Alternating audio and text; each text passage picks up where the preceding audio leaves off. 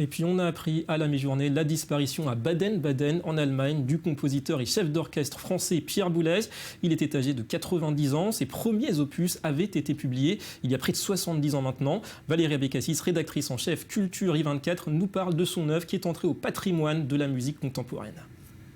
Pierre Boulez était issu d'une famille relativement simple. Là, vous l'avez dit, il est mort 90 ans à Baden-Baden. Pourquoi il était à Baden-Baden?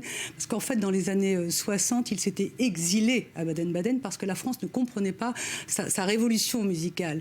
Boulez, il a poursuivi un travail de déconstruction. C'est très aride quand on ne connaît pas, très ardu. C'est la musique contemporaine, de la musique sérielle, la musique dodécaphonique. C'est un peu comme de la mode japonaise. Soit vous comprenez, soit vous ne comprenez pas. Mais quand on est dedans, on arrive à comprendre la disharmonie de ce qu'avait fait Boulez. Donc il s'était exilé pendant les années 60, alors qu'on était en pleine révolution du rock, en pleine révolution du jazz, à Baden-Baden. Et c'est le président Pompidou, le président français Pompidou, qui dans les années 74 l'avait rapatrié en France et l'avait chargé de construire l'IRCAM à l'époque.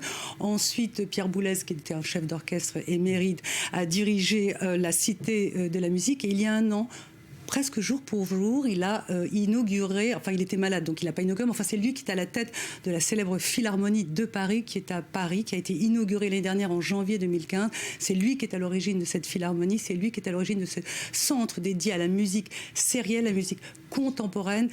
Il avait une phrase très très belle, il disait « Il faut louer l'amnésie », c'est-à-dire il faut mettre en avant le fait d'oublier les choses. Donc vous oubliez la musique classique et vous revenez dans la musique sérielle, la musique disharmonique.